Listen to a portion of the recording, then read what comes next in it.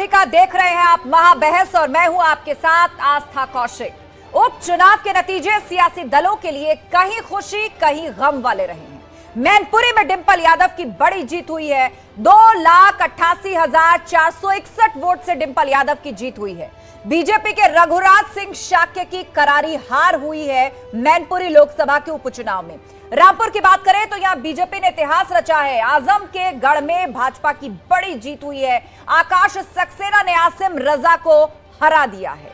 रामपुर में कमल खिला है। और खतौली की बात करें तो दोबारा यहां कमल नहीं खिल सका। आरएलडी के मदन भैया ने यहां जीत हासिल की है और बीजेपी की राजकुमारी सैनी यहां से हार गई हैं।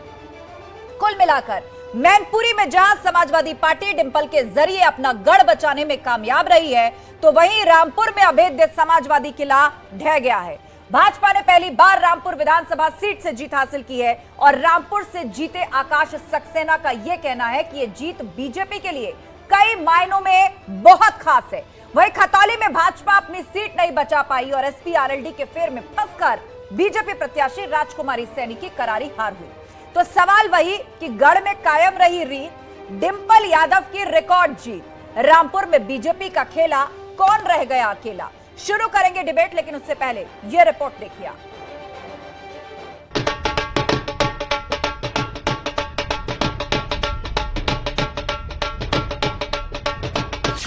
मैनपुरी में एसपी की रिकॉर्ड जीत, डिंपल ने रघुराज को हराया।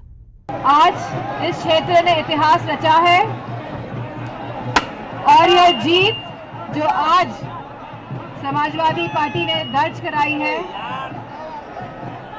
यह जीत नेताजी की जीत है। ये जीत नकारात्मक राजनीति करने वालों के खिलाफ मतदाताओं ने मतदान किया है। पीएसपीएल का एसपी में हुआ विलय, फिर एसपी में शामिल शिवपाल। तो आज हम दोनों लोग एक हो गए। सही समय का इंतजार कर रहे थे। बिल्कुल सही समय से, और यहाँ की जनता ने बड़ी जीत करा दी। तो ये 2024 के साफ संदेश आता है क्या? साफ संदेश आता है। अब 2024 में भी एक होकर के ही चुनाव लड़ेंगे। आजम के अरमा आंसुओं में बह गए।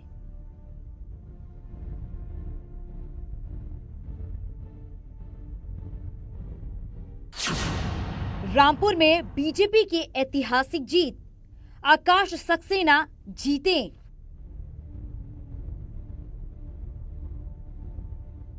रामपुर का मुसलमान किस तरीके से 50 सालों में गुलामी की जंजीरों में जकड़ा हुआ था, आज उन जंजीरों को तोड़कर भारतीय जनता पार्टी के साथ आया, ये सब आपके सामने है। खतौली में एसपी आरएलडी ने कर दिया खेला। ये अखिलेश यादव जी को और चंद्रशेखर जी को, चंद्रशेखर जी की वजह से हमारे गठबंधन को बहुत बल मिला है। इस वक्त खुशी का माहौल हम कहना नहीं चाहते, जनता ने तो पहले भी गठबंधन को ही जिताया था। खतौली और आरएलडी और समाजवादी पार्टी के प्रत्याशी जो जीते उनको भी बधाई देता हूं। हमें दुख है इस बात का कि रामपुर में पहले तो वोट नहीं डालने दिया और जबरदस्ती जितना अन्याय कर सकता था प्रशासन वो अन्याय किया। और इन चुनावों में जो जो कमी हमारी तरफ से रह गई है, स्थानीय स्तर पर कोई कमी रह गई होंगी, निश्चित रूप से हम लोगों को संतुष्ट नहीं कर पाए, तो उस पर पूरा काम करें।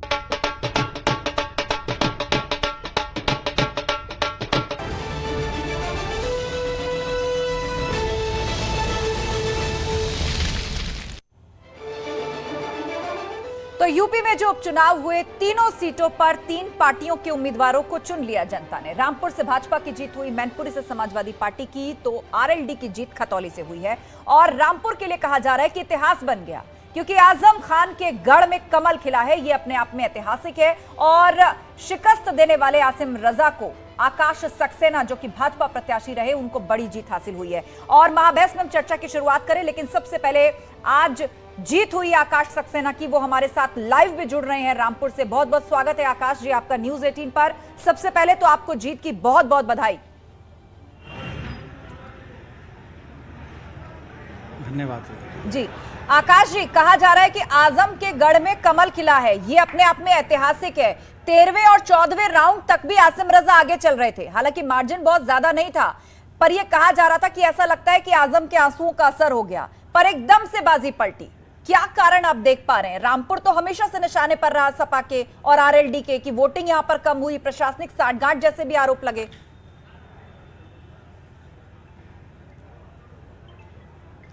नहीं, देखिए, ऐसा नहीं है कि वोट कम पड़े। अगर लोकसभा के चुनाव की दृष्टि से हम अगर देखते हैं तो भी 2% वोट यहाँ ज़्यादा पड़े हैं, ऐसा नहीं है। और इन लोगों को कुछ तो कहना ही है, तो सबसे इनको आसान तरीका ये आरोप लगाना होता है। और सबसे अजीब बात ये रहती है कि इनके जितने आरोप होते हैं वो सारे स्क्रिप्टेड होते हैं, सारे आरोप पहले से प्लान्ड होते हैं। क्योंकि हर रामपुर में अब तक 5 चुनाव हुए हैं पिछले 3 सालों में, हर चुनाव में इनके यही आरोप रहते हैं कि ये नहीं करने दिया, वो नहीं करने दिया। तो इसलिए ये सब जो बातें कर रहे हैं उसका कोई औचित्य नहीं है। और रही बात जो किले की, तो ऐसा नहीं है। हमेशा इन लोगों ने रामपुर के मुसलमानों को का जो प्यार था उसको गुलामियत समझा।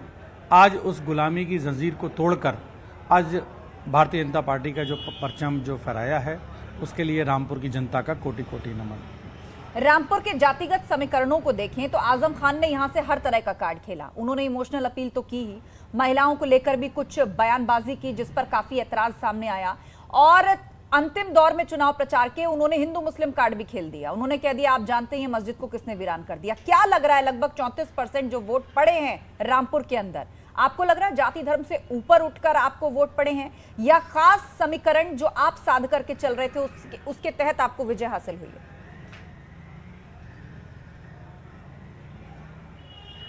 देखिए, रामपुर की जीत हिंदू और मुसलमानों की एकता का प्रतीक है। क्योंकि रामपुर में आज ये साबित कर दिया है कि किसी जाति या धर्म के बंधन में नहीं बनना है। और आज जिस तरीके से जो रामपुर में वोट मिले, 82,000 के आसपास यहाँ मिले हैं, तो उसमें बड़ी संख्या में मुस्लिम मत भी हैं। और सबसे बड़ी बात यह है कि आज ये देखा जाए तो देश में कश्मीर के बाद रामपुर की विधानसभा सीट एक ऐसी आती है जिसमें सबसे ज्यादा मुस्लिम हैं। और यहाँ के मुसलमानों ने आज सारे जाति धर्म के बंधनों को तोड़कर यहाँ विकास को लेकर, उद्योगों की बात कर कारोबार की बात करके यहाँ भारतीय जनता पार्टी के साथ आए। क्योंकि इन लोगों ने 50 सालों से यहाँ के लोगों को सिर्फ इस्तेमाल किया और वोट देने के अलावा इनको आज तक कभी कुछ दिया ही नहीं। आकाश जी, ये भी कहा गया कि आपकी रणनीति काम कर गई इस लिहाज से भी कि चुनाव प्रचार के अंतिम दौर में लगातार हम देख रहे थे कि इस्तीफे हो रहे थे समाजवादी पार्टी से रामपुर के अंदर। आसिम रजा के कैंडिडेचर को लेकर सवाल उठाए जा रहे थे, आरोप लगाए जा रहे थे आजम खान और आसिम रजा के चयन पर। नाराज नेताओं ने भाजपा का दामन थामा। तो इस पर भी आपने काम किया कि कैसे समाजवादी पार्टी को कमजोर किया जाए चुनाव प्रचार के अंतिम दौर में।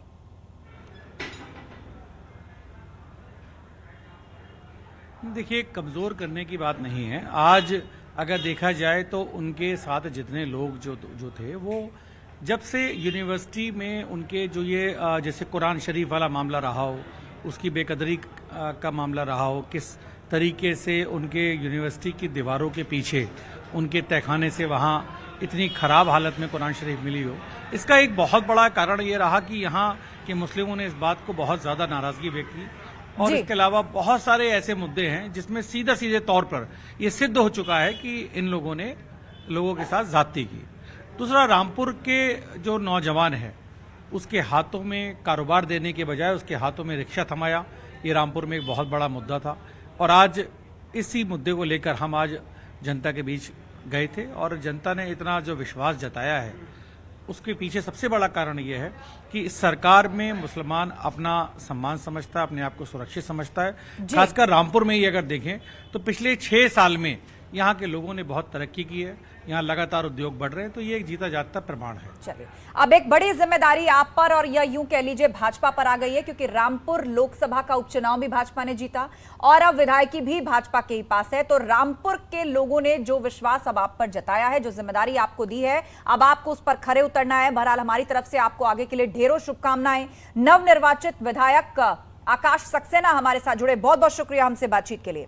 और चलिए आप डिबेट ओपन करते हैं, चर्चा की शुरुआत करते हैं। पूरा पैनल हमारे साथ जुड़ा हुआ है। बीजेपी प्रवक्ता आनंद दुबे हमारे साथ हैं, कपिल श्रीवास्तव समाजवादी पार्टी के प्रवक्ता हमारे साथ जुड़ चुके हैं, अनीता मिश्रा जी हैं प्रवक्ता पीएसपीएल, अनिल दुबे प्रवक्ता आरएलडी और निरंजन पोद्दार राजनीतिक विश्लेषक हमारे साथ हैं। आप सभी मेहमानों का बहुत बहुत स्वागत है।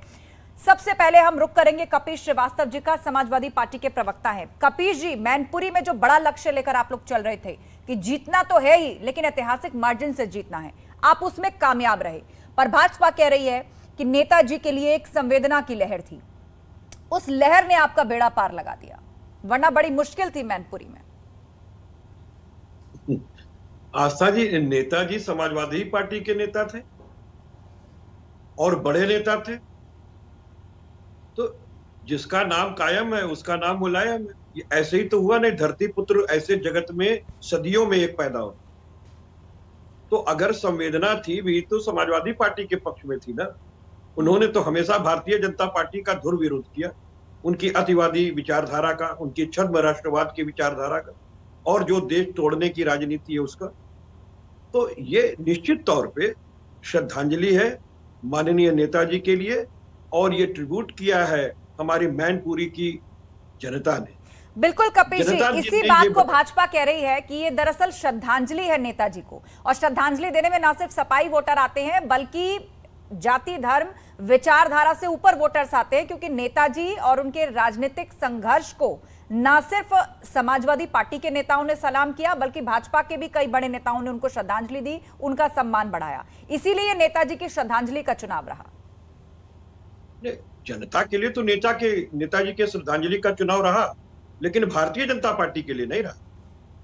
भारतीय जनता पार्टी ने पूरी तरीके से फाइट की है, और उन्होंने अपना नेता तो उतारा नहीं, उनके पास तो अपना नेतृत्व था ही नहीं। मैंने तो पहले ही कह दिया था कि इन्होंने वॉकओवर दिया, प्रशासन ही इनको कवर करेगा, भाजपा लड़ी नहीं रही।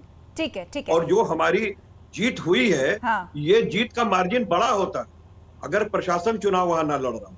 चलिए ठीक है, आरोप आपके अब भी वही हैं जो वोटों से पहले थे और चुनाव प्रचार के दौरान भी थे। आनंद दुबे जी, इस बात का जवाब दीजिए। यहां पर समाजवादी पार्टी कह रही है केवल इसे श्रद्धांजलि का चुनाव कैसे कह सकते हैं, जबकि नेताजी ने तो भाजपा का और उसके अपने डिफाइंड राष्ट्रवाद का विरोध किया था। नहीं, देखिए, इस पूरे नतीजे को दो पक्ष में देखने की आवश्यकता है। एक तो यह है कि आदरणीय नेताजी का कद बड़ा था, उनका निधन हुआ, उनकी पुत्रवधू जो है वो चुनाव लड़ रही थी, जनता की संवेदना उनके साथ थी, इसलिए उनको वोट मिला और वो चुनाव जीते। एक पक्ष ये। दूसरा पक्ष ये है कि जो लोग अब तक आरोप लगाते रहे ईवीएम पर, प्रशासन पर और तमाम चीजों पर, वो खतौली में भी जीत गए हैं और रामपुर में भी, मैनपुरी भी जीत गए हैं। तो क्या ये लोग इस चुनाव को खारिज करते हैं, या ये फिर आगे कल चुनाव आयोग को चिट्ठी देंगे कि नहीं भाई साहब, यहाँ भी बहुत गड़बड़ी हुई थी, दोनों जगह के चुनाव रद्द कर दीजिए और पुनः चुनाव करा लीजिए, जैसा उन्होंने रामपुर में दिया था। ठीक है। और तीसरी चीज ये कि जनता ने शहजादे के अहंकार को तोड़ा है। वो कैसे? जो अखिलेश यादव जी उपचुनाव में जाने से अपनी बेइज्जती समझते थे और कतराते थे, वो आजमगढ़ नहीं गए, रामपुर नहीं गए, कई बाई इलेक्शन में नहीं गए, वो लखनऊ में ही रहते थे और उनको लगता था कि बाई इलेक्शन में जाना मेरा काम नहीं है, तो छोटे मोटे हमारे पार्टी के जो नेता है जो जिंदाबाद मुर्दाबाद करते हैं वही अपना काम कर। लेकिन जनता ने मजबूर किया कि अगर आपको वोट लेना है तो मेरी दहलीज पर आना पड़ेगा, और उनको गलियों गलियों में घूमने को मजबूर किया। और जहां तक बात रही चाचा और भतीजे की गठबंधन की, देखिए अभी चाचा ने कहा मुट्ठी बंद है, देखिए कब तक मुट्ठी बंद रहेगी। चलिए आनंद जी, इस पर विस्तार से हम चर्चा करेंगे। चाचा भतीजे के गठबंधन की यह अलग से एक डिबेट का विषय है, और आज तो दोनों पार्टियों का आपस में विलय भी हो गया है, तो उस पर भी हम सवाल करें, लेकिन उससे पहले सभी लोग अपनी अपनी बात रख ले। अनीता मिश्रा जी, ठीक है, लौटूंगी मैं आनंद जी। अनीता मिश्रा हमारे साथ है, पीएसपीएल प्रवक्ता। अनीता जी, कब तक आपके आगे अब पीएसपीएल प्रवक्ता लगाया जाएगा? अब तो शिवपाल यादव ने भी कह दिया झंडा आप गाड़ी पर समाजवादी पार्टी का लगेगा, दोनों पार्टियां तो विलय हो गई। देखिए, दिल से तो समाजवादी पार्टी और प्रगतिशील समाजवादी पार्टी कभी भी अलग थे ही नहीं। और मुझे बहुत हंसी आ रही थी अभी भाजपा के प्रवक्ता जो बोल रहे थे कि ये श्रद्धांजलि थी मुलायम सिंह यादव जी नेताजी के लिए। तो अगर ये सभी लोगों ने मिलकर वोट दिया है, तो अगर ऐसी बात थी तो भाजपा को वहां पर प्रत्याशी खड़ा करने की जरूरत नहीं थी शायद। और साम दाम दंड भेद सब तो लगा लिया आपने, सब कुछ फुस हो गया, और आप कह रहे घमंड तोड़ दिया अखिलेश यादव जी का। तो माननीय अखिलेश यादव जी को जनता ने वहां पर ताज पहनाया है और बहू रानी को बहुमत से जिताया है। और बहू रानी बहुमत से ही नहीं जीती है, प्रचंड बहुमत से जीती है। आस्था, अगर आपको याद हो, परसों मैंने कहा था कि मैं भविष्यवाणी कर रही हूँ, वो रिकॉर्ड मतों से जीतूंगी। उन्होंने सारे रिकॉर्ड ध्वस्त कर दिए हैं। और मैं भाजपा के जो प्रवक्ता भाई हैं उनको आज बताना चाहती हूँ कि ये दूसरी भविष्यवाणी है। ये जो चाचा भतीजा है वो 1+1 नहीं है, 1+1 11 है। चलिए, मतलब आप कह रही हैं एक और